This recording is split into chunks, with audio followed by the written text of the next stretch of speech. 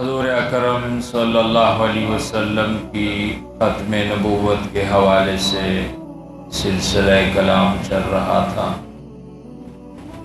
اللہ تعالیٰ نے آغاز انسانیت سے انسانوں کی ہدایت، انسانوں کی رہنمائی، انسانوں کی رہبری اور انسانوں کی اصلاح کے لیے حضرات انبیاء علیہ السلام کا ایک سلسلہ شروع کیا۔ یکے بعد دیگرے انبیاء علیہ السلام تشریف لاتے رہے۔ ہر خطے میں، ہر علاقے میں، ہر قوم میں اللہ کا کوئی پیغمبر ضرور آتا رہا۔ یہ سلسلہ چلتے چلتے جناب نبی کریم صلی اللہ علیہ وسلم پر آ کر ختم ہوا۔ اللہ تعالیٰ نے قرآن حکیم کے اندر سورہ احزاب کی اس آیت مبارکہ میں بڑے واضح طور پر دو ٹوک الفاظ میں فرما دیا کہ محمد صلی اللہ علیہ وسلم خاتم النبی، آپ پر نبوت ختم ہوگی، اس کے بعد دنیا میں کوئی نبی اور رسول نہیں آئے گا۔ اور اسی چیز کو جناب نبی کریم صلی اللہ علیہ وسلم نے اپنی زبان نبوت سے بھی بیان فرمایا۔ آپ علیہ السلام نے فرمایا انا خاتم النبیین لا نبی بعدی، میں سلسلہ نبوت اور رسالت کا آخری نبی ہوں، میرے بعد کوئی نبی نہیں آئے۔ اور ایک موقع پر آپ علیہ السلام نے فرمایا انا والساعۃ کہاتین، میں اور قیامت اس طرح ساتھ ساتھ آئے، میرے بعد اب قیامت ہی آئے گی، نبی کوئی نہیں آئے، یعنی میں آخری نبی ہوں اور بس اب میرے بعد قیامت آئے۔ اور ایک موقع پر حضور علیہ السلام نے فرمایا میری مثال ایسے ہے جیسے کوئی شخص ایک قیمتی محل بناتا ہے اور اس میں ایک اینٹ کی جگہ خالی چھوڑ دیتا ہے۔ دیکھنے والے اس کے محل کو دیکھتے اور کہتے ہیں کتنا خوبصورت محل ہے، کہ کیا ہی اچھا ہوتا اس کو بنانے والا یہ ایک اینٹ کی جگہ خالی نہ چھوڑتا، برا لگتا ہے، یہاں اینٹ لگنی چاہیے تھی۔ فرمایا میں قصر نبوت کی آخری اینٹ ہوں، قصر نبوت مکمل ہو گیا میرے ساتھ، اب میرے بعد اس قصر نبوت میں کسی مزید اینٹ کی گنجائش نہیں۔ اور میرے دوستو یہ ختم نبوت کا مسئلہ یہ ہمارے عقائد کے ساتھ تعلق رکھتا ہے۔ حضور علیہ السلام آخری نبی ہیں، آپ کے بعد کوئی پیغمبر نہیں آئے گا، اور عقائد کا تعلق ایمانیات کے ساتھ ہے، گویا یہ ہمارے ایمان کا حصہ ہے۔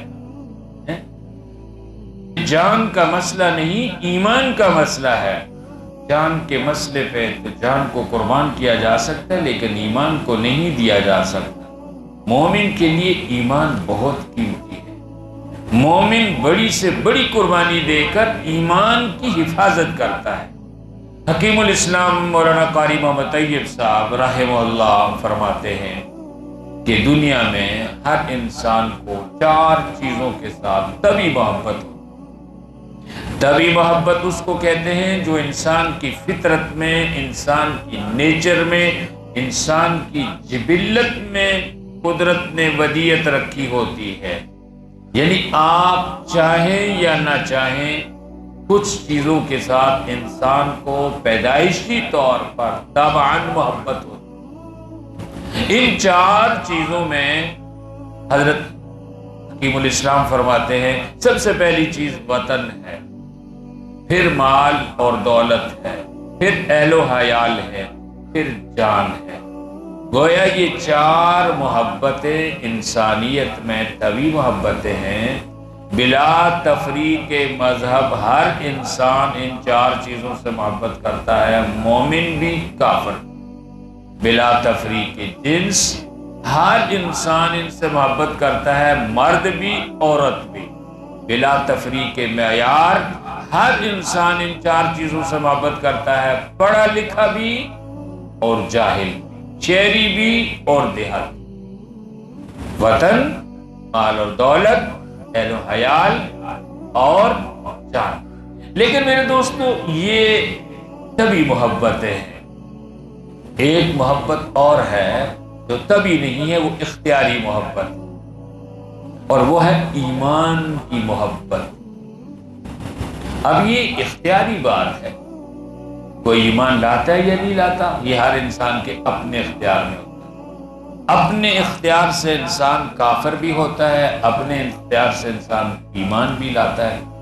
تو ایمان کے ساتھ مومن کو جو محبت ہوتی ہے یہ طبعی تو نہیں ہوتی، عقلی اور اختیاری محبت ہے، لیکن مومن کو ایمان اتنا پیارا ہوتا ہے کہ اگر ایمان کی محبت کا تقابل، موازنہ اور مقابل ان چار طبعی محبتوں کے ساتھ ہو جائے تو میرے دوستو مومن ان چار محبتوں کو قربان کر دیتا ہے ایمان کے اوپر، ایمان کو ہاتھ سے نہیں جانے دیتا۔ ایمان کے لیے مومن وطن بھی قربان کر دیتا ہے، ایمان کے لیے مومن مال اور دولت بھی قربان کر دیتا ہے، ایمان کے لیے مومن اہل و حیال بیوی بچوں کی قربانی بھی دے دیتا ہے، ایمان کے لیے مومن اپنی جان تک کو قربان کر دیتا ہے، لیکن ایمان کو نہیں چھوڑتا۔ گویا مومن کے نزدیک ایمان ان چاروں طبعی محبتوں پر بھی غالب رہتا ہے۔ اس لیے جو بات ہمارے ایمانیات سے تعلق رکھتی ہے اس کے لیے ہر بڑی سے بڑی قربانی دی جا سکتی، چونکہ ختم نبوت کا تعلق اس امت کے ایمان سے ہے، اس لیے امت نے ختم نبوت کے لیے بڑی قربانیاں دی۔ قریب دور کی بات نہیں ہے، حضرات صحابہ کرام جن کی زندگیاں جنگ و جدال کے اندر گزری، طاغوتی قوتوں سے، کافروں سے اور مشرکوں سے برسرے پیکار رہے، اتفاق کی بات ہے کہ حضور علیہ السلام کی زندگی کے آخری ایام میں ہی جھوٹے مدعیان نبوت نے نبوت کے دعوے کر دیے تھے۔ مسیلمہ کذاب تھا، اسود عنسی تھا۔ حضرات صحابہ کرام ختم نبوت کے اس مسئلے پہ اور ان کذابین کے خلاف جس شدت کے ساتھ میدانوں کے اندر اترے، اس کا اندازہ جنگ یمامہ سے لگایا جا سکتا ہے کہ 1200 صحابہ کرام حضور علیہ السلام کی ختم نبوت پہ قربان ہو اور مسیلمہ کو واصل جہنم کیا۔ میرے دوستو، میں سمجھتا ہوں صحابہ کرام بڑی مقدس جماعت تھی، یہ حضور علیہ السلام کے بلا واسطہ شاگرد تھے، آپ کے تلامذہ تھے، آپ کے اسٹوڈنٹ تھے، آپ نے ان کی تربیت کی تھی، اور ایسی تربیت کی تھی کہ اللہ تعالیٰ کو ان کا ایمان اتنا پسند آیا کہ اللہ پاک نے قرآن حکیم میں اصحاب محمد کے ایمان کو قیامت تک آنے والے مومنین کے لیے کسوٹی بنا دی، پیمانہ بنا دیا، معیار بنا دیا۔ فرمایا آمنو بمثل ما آمنتم بھی، ایسے ایمان لاؤ جیسا کہ میرے نبی پہ صحابہ ایمان لائے۔ اگر تمہارا ایمان صحابہ کی طرح کا ہوگا تو اللہ کو قبول ہوگا۔ تو صحابہ کرام قیامت تک آنے والے آخری اس امت کے فرد کے لیے معیار حق ہیں، جس راہ پہ وہ چلے جو ان کے اقوال اور آثار ہے وہ حق ہیں اور دوسروں کے لیے بھی معیار ہے۔